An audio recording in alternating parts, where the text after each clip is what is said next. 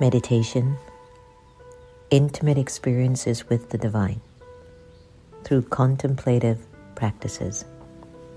A common sentient series by Sacred Stories Publishing.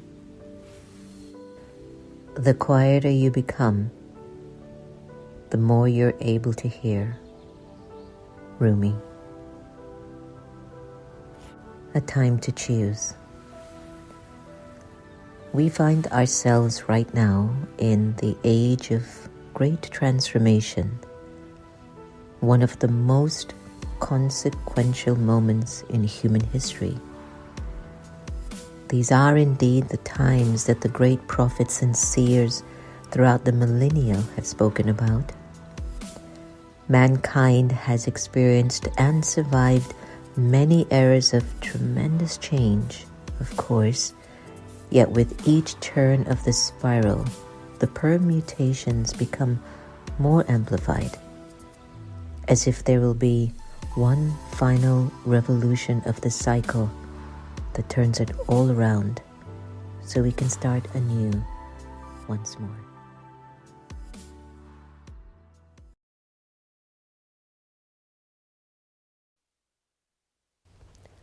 Om Shanti, everyone. Welcome to the next normal.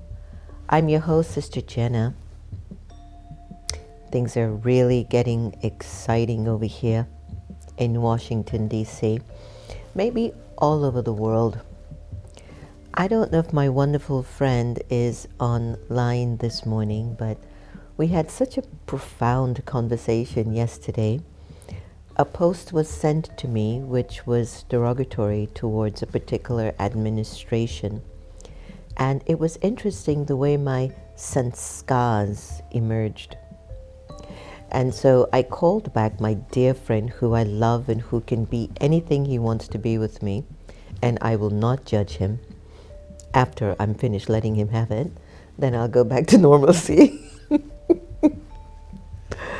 And what happened was I called back and I was just sharing my feelings, my thoughts, and on many occasions when you are very passionate about sharing your feelings and thoughts, it's a very deep-rooted sanskar.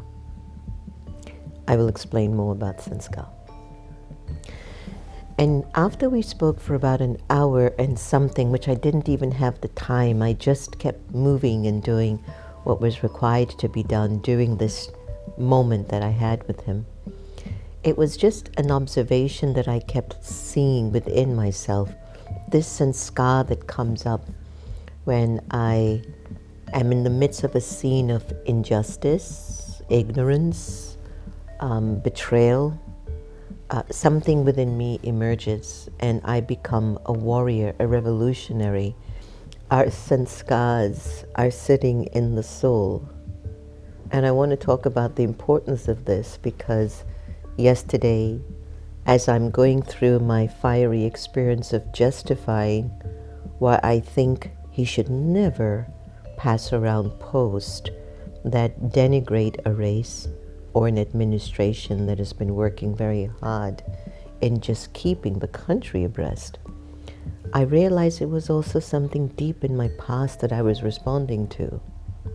And I could have seen the post, I read it, yeah, okay, bye, next. But then there's a fine line between just letting things keep flowing, where I'd be like, yeah. Then it just continues, because people who are fired up with algae, anger, lust, greed, attachment, and ego are given the major platform. You can find millions of people with millions of views, with millions of dollars backing them, that are influenced by anger, lust, greed, attachment, ego, algae. And each one has their own in particular way in which these sanskars express itself through these 5 senses. So today is about the imprints of the soul. From the day you were born, You carried with you imprints of the soul, imprints in the soul, your sanskars. From the day you were born, you carry sanskars. In Christianity, they say we're born with original sin. That's algae, anger, lust, greed, attachment, and ego. But it doesn't tell you that you are born with your original qualities. The opposite to anger is peace. The opposite to lust is purity. The opposite to greed is joy. The opposite to attachment is love. And the opposite to ego is truth, wisdom, self-esteem, self-worth. I'm going to let you sit with that for a little bit. They never told you you were born with your original qualities too, did they? So if you walk around your whole life thinking you're born with original sin, will you have the recording in your consciousness that you can transform them? Or you just accept, I'm only human. It's my nature to be angry and nasty and rude. It's my nature to support that which is arrogant and vicious and vile. But if you were also told as a child, you are born with sanskars of algae, but you are also born with sanskars of God's qualities and virtues, I wonder how we would live our lives today. I wonder if we would take a different road, because we would recognize that inside of the soul are imprints of peace, purity, joy, love, and truth. And the reason why we battle with ourselves is because these two energies live inside of us. And our whole lives are focused on trying to let this energy rise up and take charge over this energy. Now, this energy will never fight. It walks with dignity and grace and wisdom and truth and joy and purity of mankind, purity of spirit. This fights, is arrogant, ignorant, lies, cheats, deceives, control, a narcissist, betrays, hurts, is violent, is deceptive, unhappy, empty, the void, confused. You get what I'm saying? These sanskars are in us. And just like if you drink water, it comes out. And when you eat food, it comes out. But when you take in algae, how does it come out? How does it exit your being? Anger is in you. How does it get out? Lust is in you. How does it get out? You take it out on people. You take it out in your relationships. You take it out in your environment. If you're chaotic in here, your environment will be chaotic. If you're peaceless in here, your environment will be peaceless. If you are not happy, you will make your relationships not happy. You take out, it comes out of your words, your features, your choices, the way you live, the way you dress, the way you eat, definitely the way you think. The list goes on and on. It comes out in this way. So take a look at the condition of our world today. What is happening? Is there more peace in the world than there is algae? Do you see more purity in the world than lust? For all the ladies and the men out there, when you look at each other, do you really look at each other with the intent, I want to uplift this person? Or do you want to grab their bodies? How do you look at another person in the world? Driving in the car, you see a good-looking person. What do you think? If there's lust, you feel like you want to take their bodies, touch their bodies, do something with their body. You see somebody wearing a nice pair of shoes, you already have 80 pairs of shoes in your closet. But oh my God, that looked good. You don't feel the joy of already having your pairs of shoes in the closet. You're like, I want that pair too. Where'd you get that? You've eaten food that was good. Yesterday we ate, and I had all these fruits, a little bit of something like rice or something we ate together.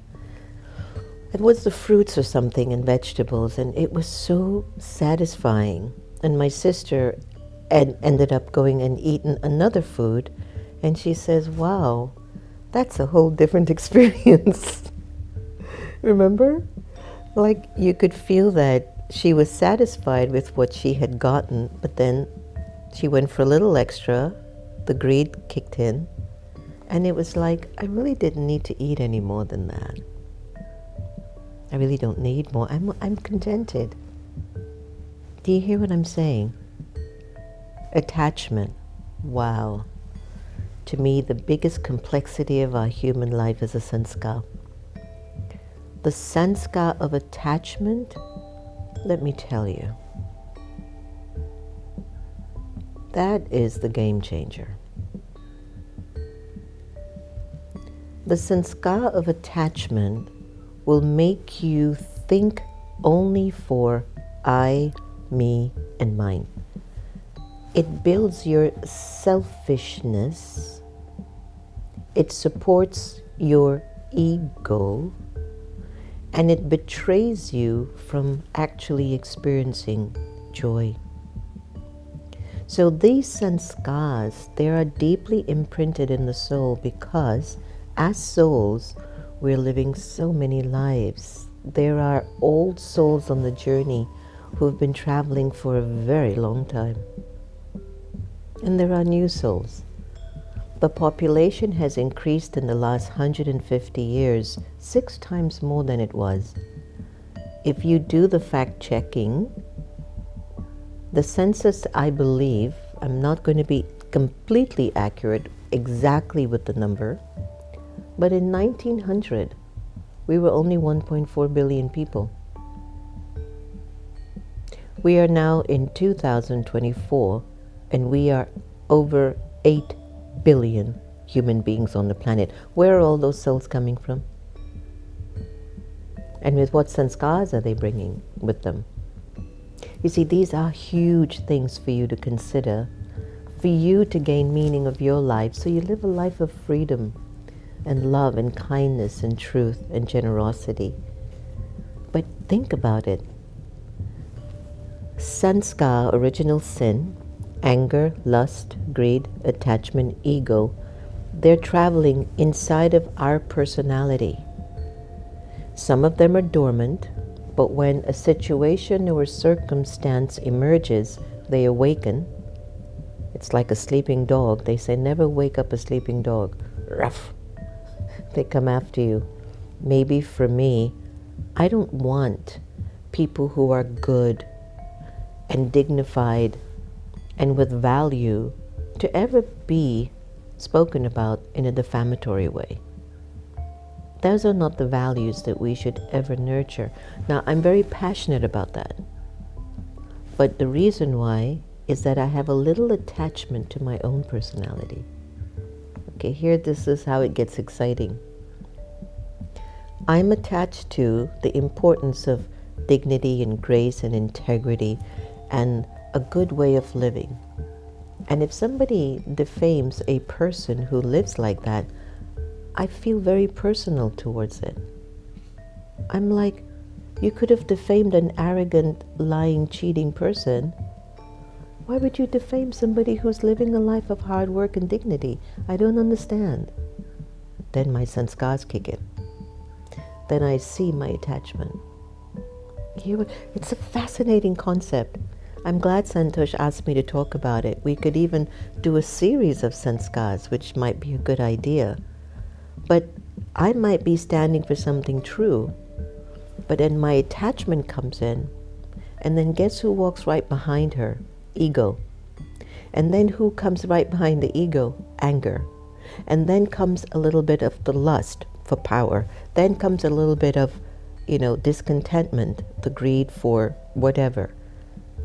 These are how the sanskars are working in us. Now, in the teachings of Raja Yoga meditation, the whole agenda in the Brahma Kumaris Raja Yoga teachings is to deactivate, to reduce, to absolve algae, that it has no power over you, and to bring your original eternal sanskars, love and peace and purity and truth and joy, to the forefront of your life. Can you imagine that endeavor? The whole teachings here, Next Normal, is all about bringing your original, eternal sanskars of virtues forward in everything you do. Even if you're trying to justify a post that you don't agree with, you can still do it with love and peace and neutrality. And the minute you find yourself leaning over to one side, sanskars have got you attachment. But what's the opposite to attachment? Love. I can still express my opinions and my views lovingly. I'll give another story. So you go in the kitchen and the kids didn't wash up the dishes. Attached to the family, the name, why me, this, there's anger, there's screaming, there's when you start to wash the pots, it makes a lot of noise. I go in the kitchen, nobody washed up the dishes. I wish they would just help me more. It's okay, maybe one day they will. I gotta clean the kitchen anyway. While I'm cleaning it, I'm like, isn't it nice to just clean things? I feel good when I'm cleaning things. The whole energy changes. Wow. You've transformed the sanskar. And you did it because you understand the sanskar that needs serving the most: love, peace, purity, truth, and joy. And it's an every moment job. Every second you've got to pay attention if my original, eternal, pure sanskars are working instead of those that they call the original sin. I'm touching on this generically. There are deeper things in our teachings of Raja Yoga. If you're interested, you can go online and sign up for the Raja Yoga course.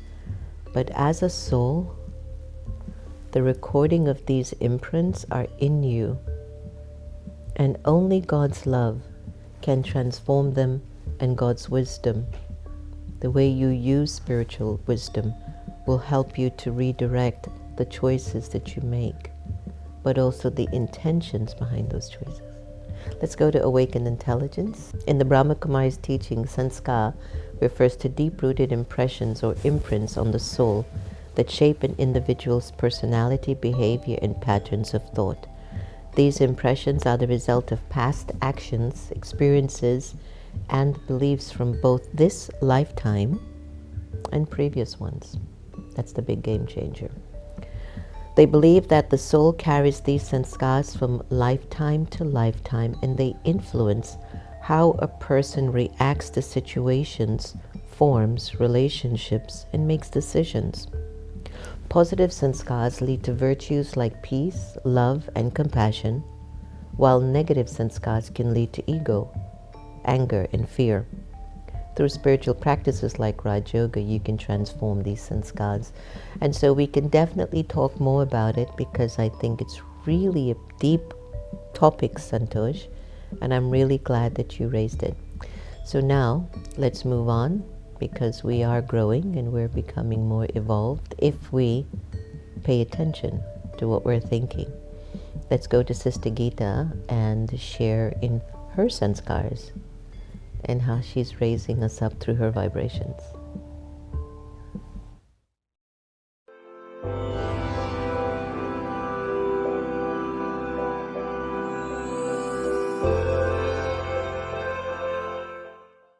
Let's see how we play the music of life, be it a piano, a guitar, or a drum.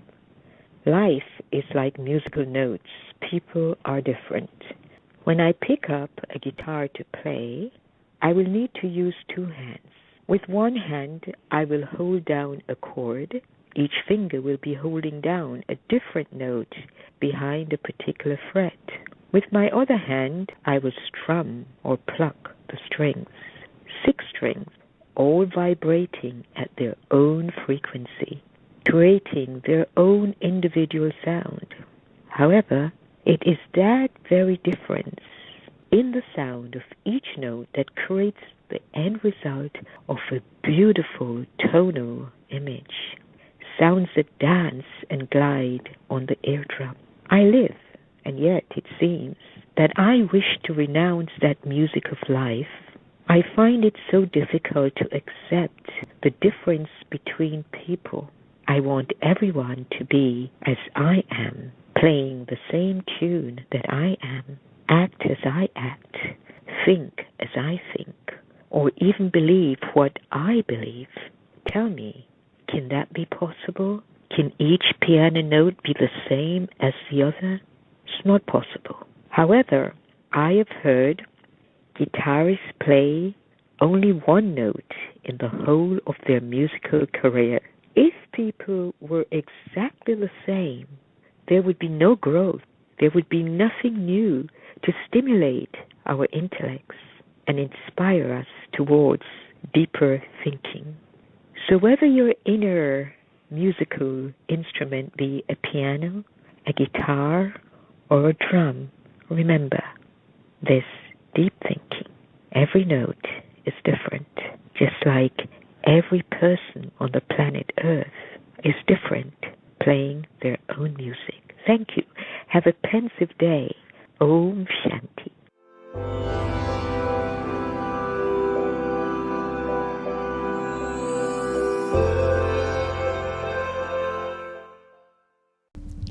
All I can say from my own practical experience, create an attitude in your consciousness that you are benevolent in spirit. Wherever you go, whatever you're doing, and you don't have to be verbally benevolent, but in your spirit, your intent. I want to help you because I need you to help me. I'm here to help. That's what a loving person does. That's what a child of God will do. It will respect everyone as they are, and they will speak openly about their concerns, but they will never disrespect anyone because you're here to help. Thank you so much for joining us on the next normal. Be loving, be truthful, be strong. In order to break your attachments, keep loving everybody the same. Life will be very beautiful for you. Take care. Lots and lots of love. Om Shanti.